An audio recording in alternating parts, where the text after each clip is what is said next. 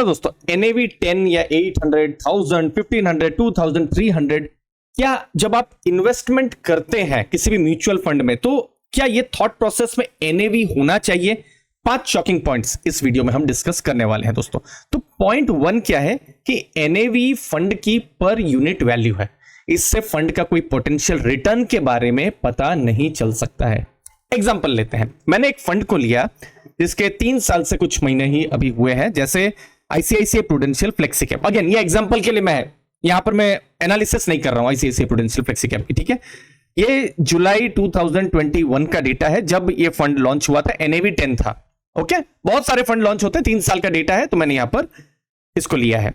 बिल्कुल लेटेस्ट जब ये मैं वीडियो बना रहा हूं लगभग उसी समय में 17 फेब एनएवी बढ़कर 16.58 हो गई है और जो आप रिटर्न देखेंगे 15% के आसपास रिटर्न हो रहा है 10 की एनएवी का फंड। एक और फ्लेक्सी कैप फंड है जिसकी हिस्ट्री 1990s से है दोस्तों, एचडीएफसी फ्लेक्सी कैप, और उसी समय जुलाई 2021 में एनएवी कितनी थी? 885। महंगा सोच सकते हैं आप कि अरे कितना ज्यादा एनएवी है, ठीक है। तो क्या 3 साल 4 साल के बाद क्या एनएवी उतना ही रहा? नहीं। 17 फेब एनएवी 1786.83 जब ये मैं वीडियो बना रहा हूं, रिटर्न कितना आया? 21.49%।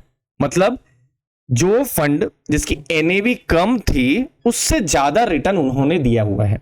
अब दोस्तों, अब ये जो डिस्कशन है वन साइडेड ना चला जाए तो इसके लिए मैं एक दूसरा डेटा भी लाया हूं जो कि ये बताता है कि ऑपोजिट भी ट्रू हो सकता है, क्योंकि यहां पर एनएवी के साथ मेरा है, फंड के साथ कोई यहां पर मेरा थॉट प्रोसेस नहीं है। जैसे एक फंड आया अगेन कब? सितंबर 2021 में, कोटक मल्टी कैप फंड, ठीक है। 10 की एनएवी, अभी लेटेस्ट अभी आप देखेंगे 16.73 का ये फंड का अभी एनएवी चल रहा है, 16% के आसपास रिटर्न इसका चल रहा है दोस्तों।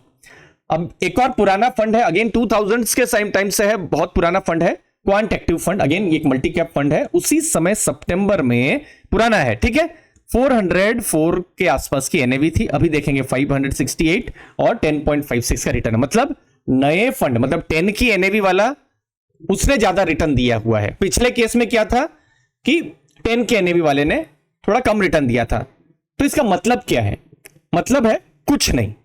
एनएवी आपके इन्वेस्टमेंट थॉट प्रोसेस में, इन्वेस्टिंग जब आप प्लान कर रहे होते हैं, वो आप बिल्कुल ध्यान में रखिए ही मत। बहुत सारे दूसरे फैक्टर्स भी होते हैं। 10 की एनएवी वाला फंड 800 की एनएवी या 2000 की एनएवी से अंडर परफॉर्म भी कर सकता है और आउट परफॉर्म भी कर सकता है। ये चीज आपको ध्यान में रखनी है। तो 2 फंड आपके पास आए, एक 10 है और एक का 500 एनएवी है या 1000 2000 जो भी एनएवी हो, तो उसके हिसाब से ओनली एनएवी के बेसिस में आप डिसीजन मत लीजिए। अब इंपॉर्टेंट चीज, यहां पर 4 फंड के बारे में हमने बात की है, ये फंड एनालिसिस नहीं है दोस्तों, यहां सिर्फ NAV point two point discussion हम कर रहे हैं। जैसे कि हमने बार बार कहा कि एनएवी आपके थॉट प्रोसेस में बिल्कुल होना नहीं चाहिए दोस्तों। दूसरी चीज, एक शॉकिंग थिंकिंग ऐसे भी होती है कि लो एनएवी है तो चीपर फंड है, गलत है। और सिमिलरली हायर एनएवी है तो वो महंगा फंड है, वो भी गलत है, ठीक है। अब कोई फंड है जिसकी एनएवी 2000 3000 हो, 1000 1500 जो भी होगी, तो उस फंड की क्या गलती है?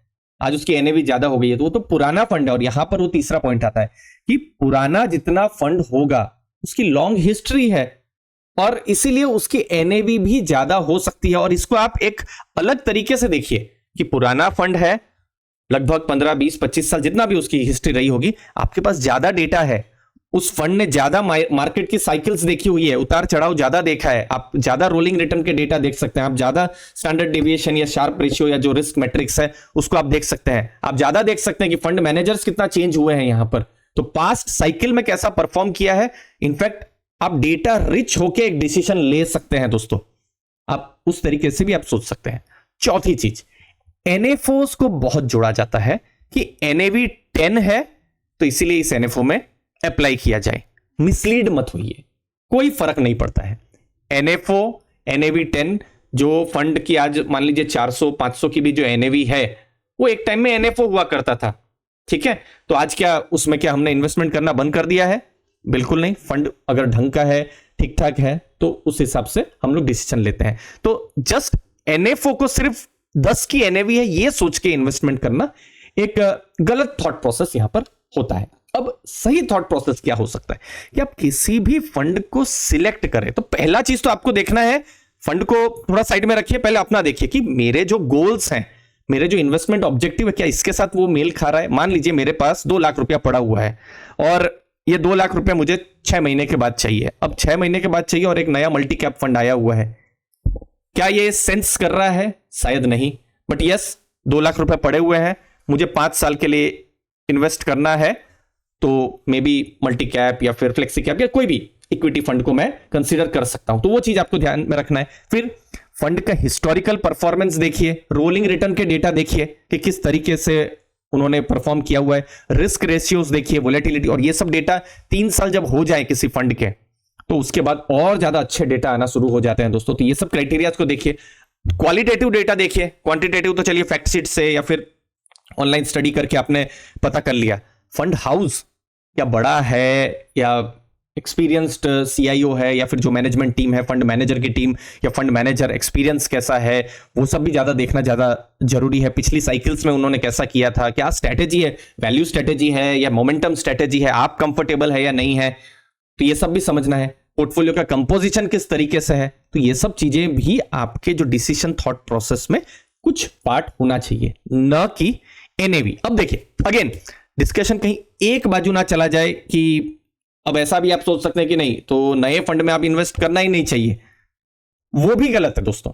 आप ये भी नोट करके रखिए कि अगर कोई नया फंड आ रहा है तो ऑब्वियसली वो 10 की एनएवी में आएगा, बट एनएवी को हम थॉट प्रोसेस में नहीं ले रहे हैं। लेकिन मान लीजिए एक फंड हाउस है जिसकी इन्वेस्टमेंट फिलॉसफी आपको अच्छी लग रही है, एक फंड मैनेजर जो एक्सपीरियंस्ड फंड मैनेजर है वो इन्वेस्टमेंट फिलॉसफी लेकर एक मान लीजिए एक थीमेटिक फंड लेके आ रहा है, या फिर चलिए कोई कोर फंड, फ्लेक्सी कैप या मल्टी कैप कुछ भी फंड लेकर आ रहा है, आपको कंफर्ट है, आपने उस फंड हाउस की फिलॉसफी को आप जानते हैं, इन्वेस्टमेंट थॉट प्रोसेस को जानते हैं, आपको कॉन्फिडेंस है, तो भले ही आपके पास 3-5 साल का डेटा नहीं हो लेकिन आप थोड़ा बहुत अपने सैटेलाइट पोर्टफोलियो में थोड़ा रिस्क ले सकते हैं नए फंड में या एनएफओ में।